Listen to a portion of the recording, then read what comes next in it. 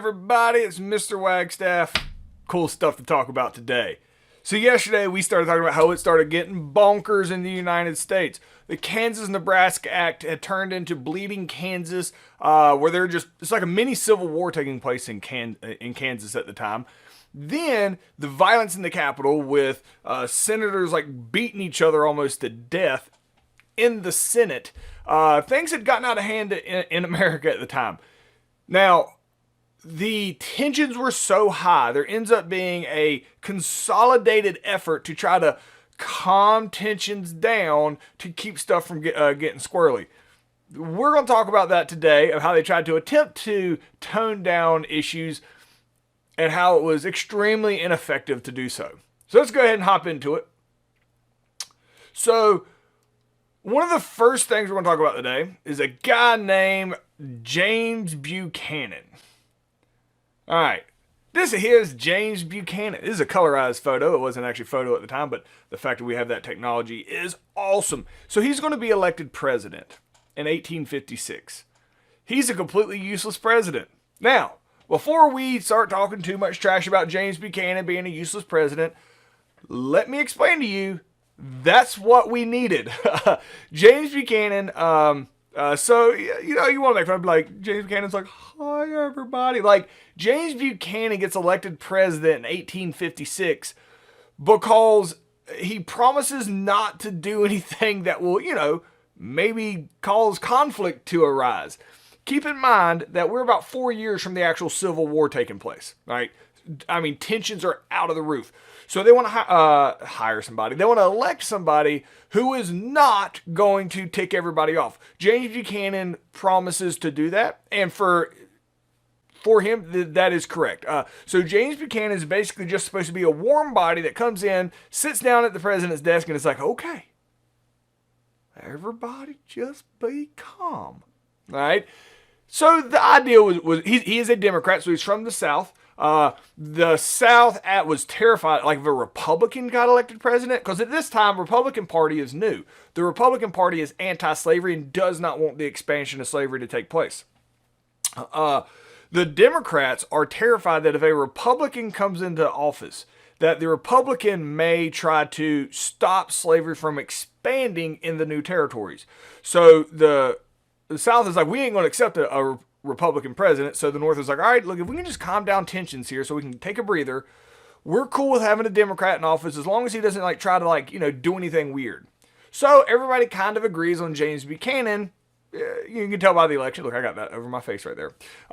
Everybody can tell that James Buchanan is the guy because he wins the election, right? And to James Buchanan's credit, he really doesn't do anything controversial the whole time he's in office. He doesn't really do much of anything. But the reason he isn't ranked with like Millard Fillmore and these other really bad presidents is that was kind of the expectation. Just sit there and don't do anything to make this worse. And he doesn't. There's things that happen during his time in office that we're going to talk about here that he doesn't have any control over that does make things worse. But it's not based on him.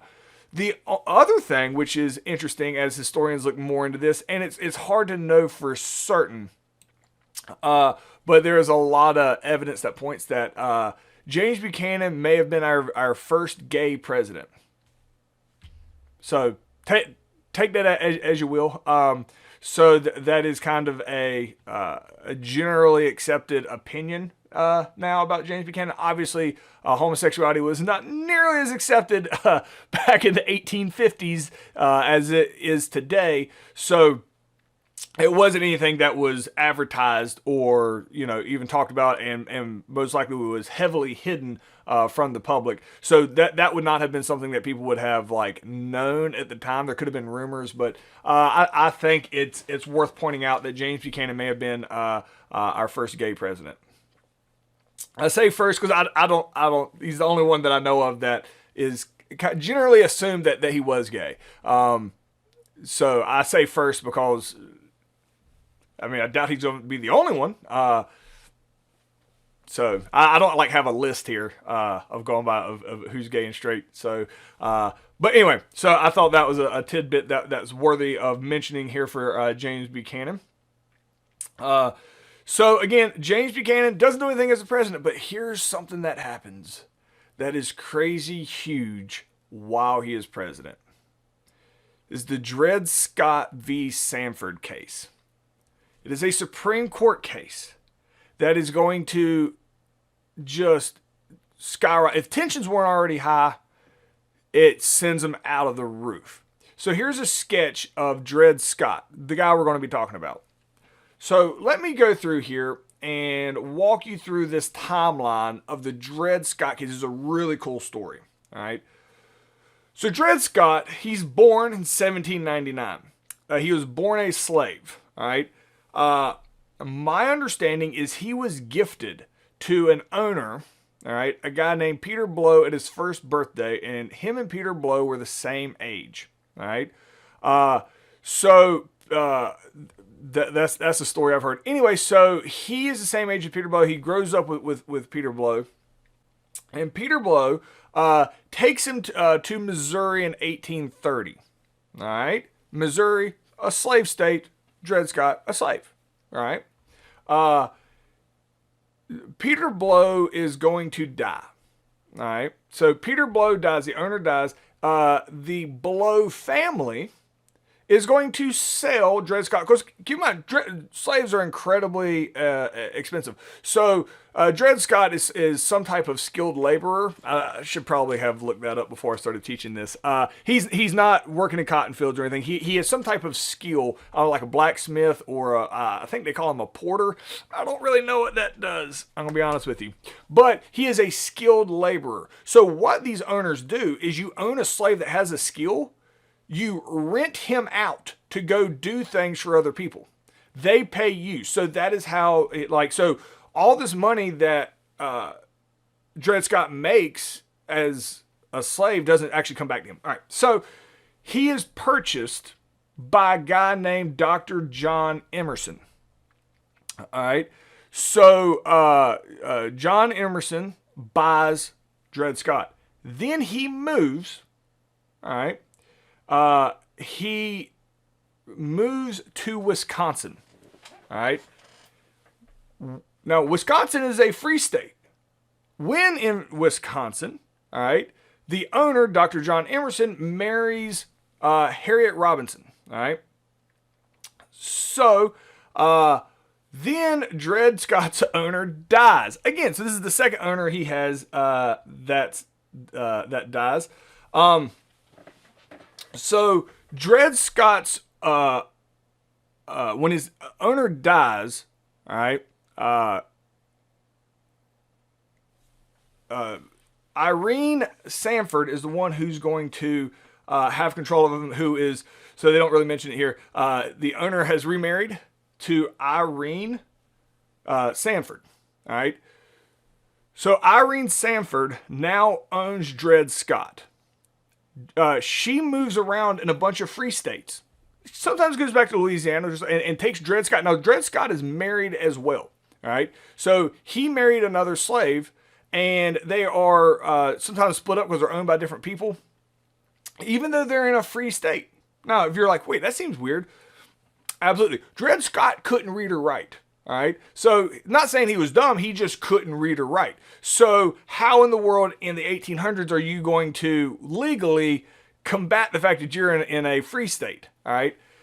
So what ends up happening is Irene Sanford continues to rent him out, and he's like, I'm tired of this. And he sues for his freedom.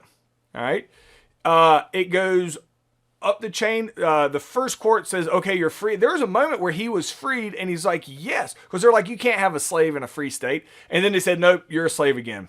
That, like, they overturned it, and now he's back being a slave.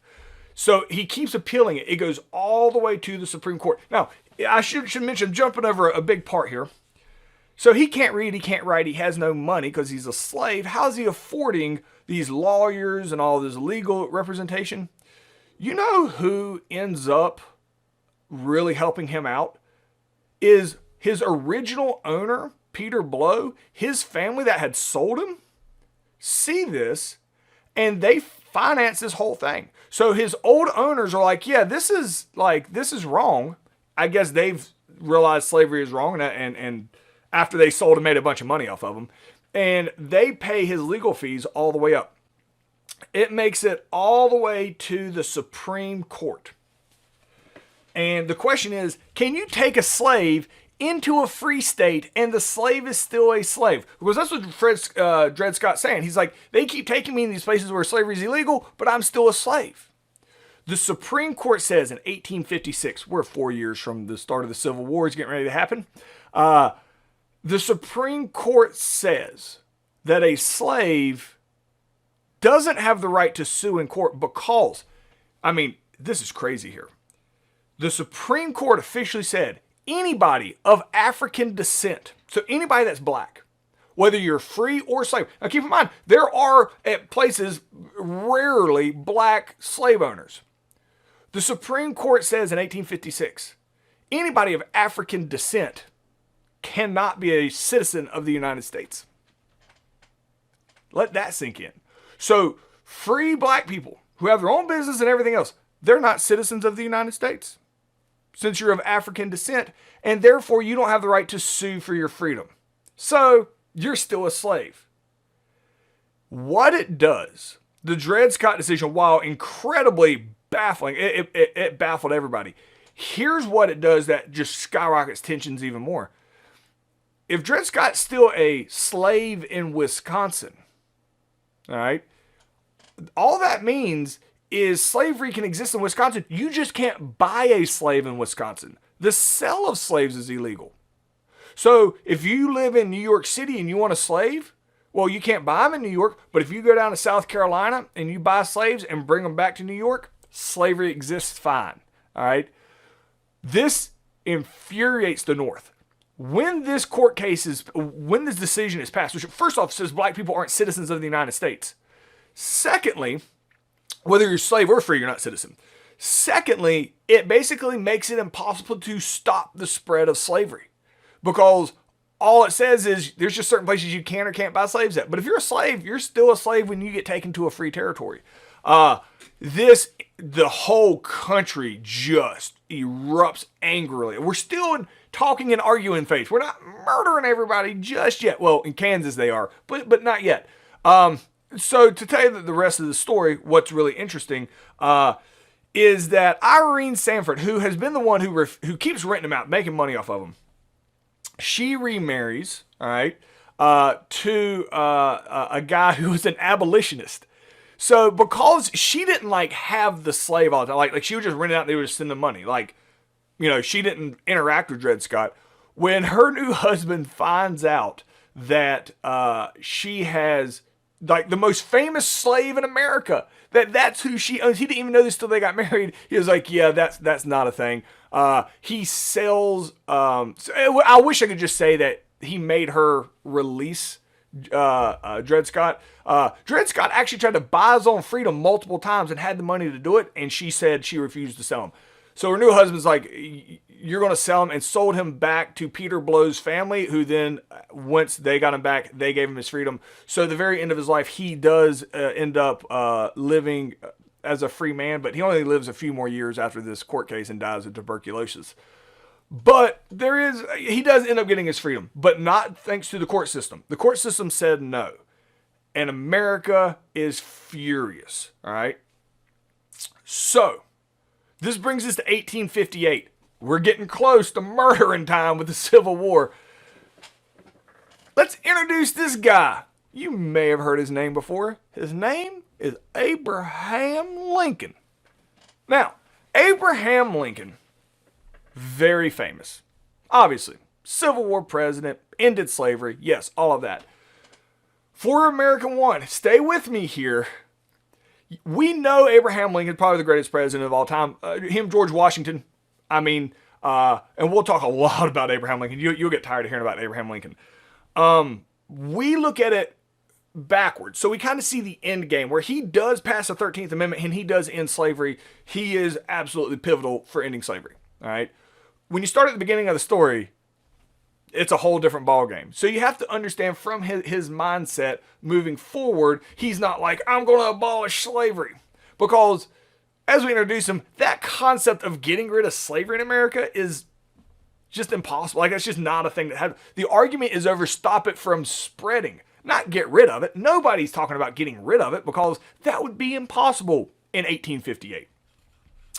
But Abraham Lincoln is a Republican, the new political party that is against slavery. All right. Abraham Lincoln, a lot of the stories of Abraham Lincoln is true. Grew up in a log cabin, self-educated, never had any formal schooling. Like he can read and write, and then taught himself a whole bunch of stuff. Really, really smart man. He's also the tallest president that we've had. He is 6 foot, between 5 and 6 foot 5 and 6'6". We've had a couple 6'4" presidents, like Lyndon Johnson was 6'4". I think Barack Obama and Donald Trump are both 6'2". So we've had tall presidents, but Abraham Lincoln is the tallest that we will have. We're not talking about him being president right now. I'm just throwing random tidbits out there. Abraham Lincoln just appears so much taller. He looks like he's 7 feet tall because humans back then were a little shorter. So at 6'6", he's enormous. So he's never been a politician. He's never won an election of any sort, and he decides to run for senator in Illinois. All right, so Illinois is one of the few places that have Republicans and Democrats that are there together.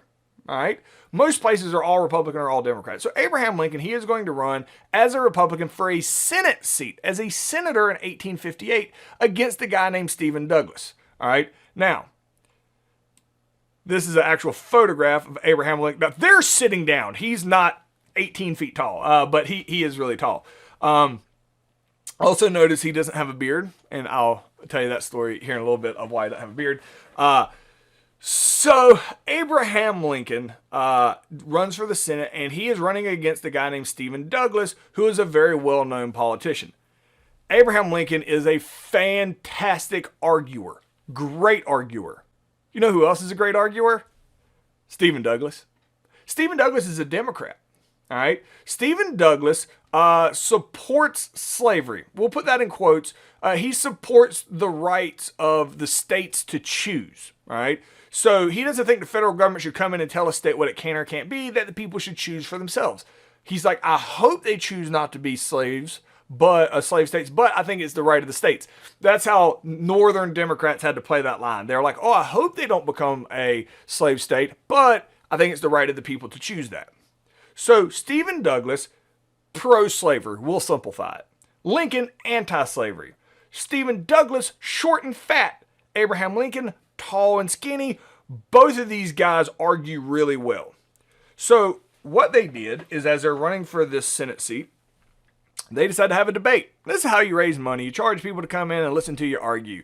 This is the best entertainment at the time. Well, Abraham Lincoln and Stephen Douglas are really good at arguing. So people come from all around to listen to them argue, and it's called the Lincoln-Douglas debates. All right? People loved hearing these guys argue, and basically, the more extreme they were of each other, the more people showed up and the more people that paid money. So they took it, this is like a show they took on the road to argue with each other. So Stephen Douglas was like, slavery's here to stay. Abraham Lincoln said slavery is evil and it shouldn't exist. So Abraham Lincoln isn't just against the expansion of slavery.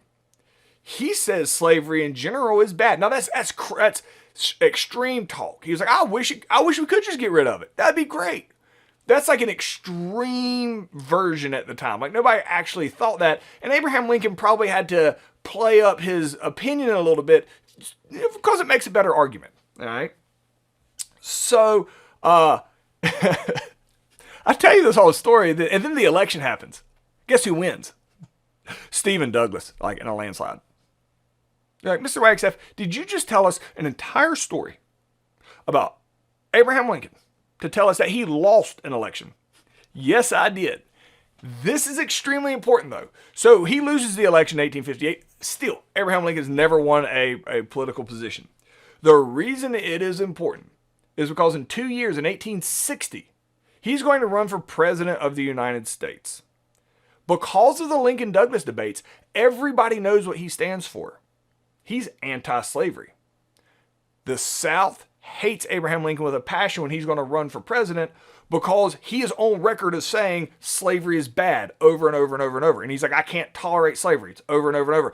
In the Lincoln-Douglas debates, even though it may have been a little bit of an exaggeration of his views, he did say it. So the reason this is famous and we're learning about this is because one of the causes of the Civil War is the election of Abraham Lincoln. The reason the South hates him so much before he even becomes president is because he's been on record in a previous campaign saying he hates slavery.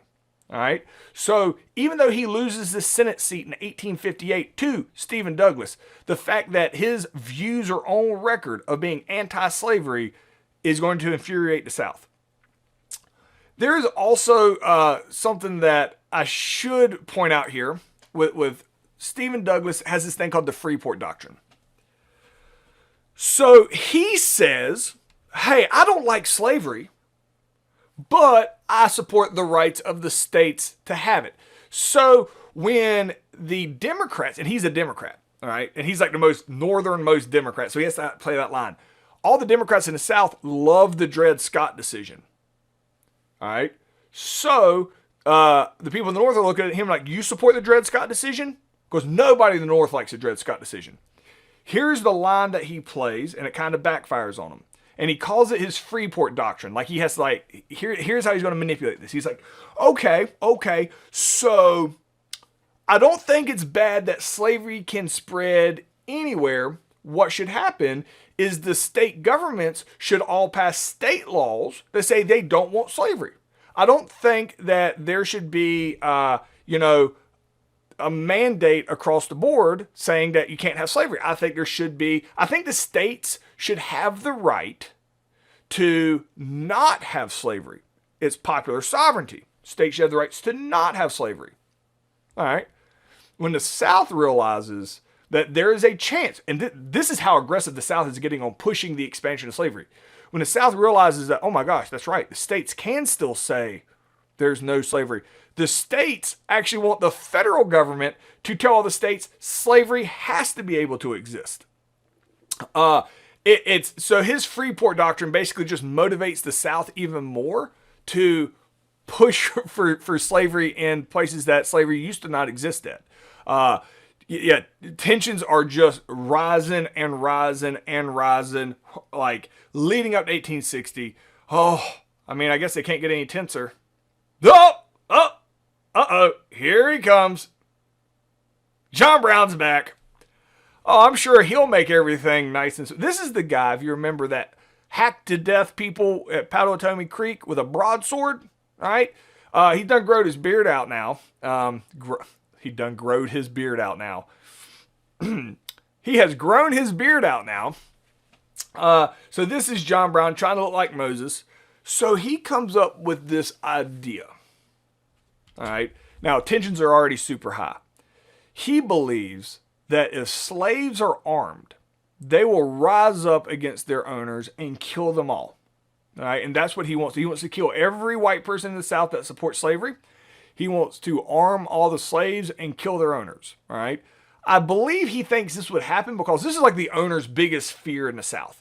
All right. So he believes that if he got enough weapons for all the slaves, they would immediately kill their owners. Because why wouldn't they? Because that's how John Brown thinks. This human will surely just kill that other human. The only reason they don't is because they don't have weapons. Like, that's literally how John Brown views the world. I think any logical person will realize, even if it's slave, they're still human beings, and most human beings do not want to murder another human being, regardless how bad they are.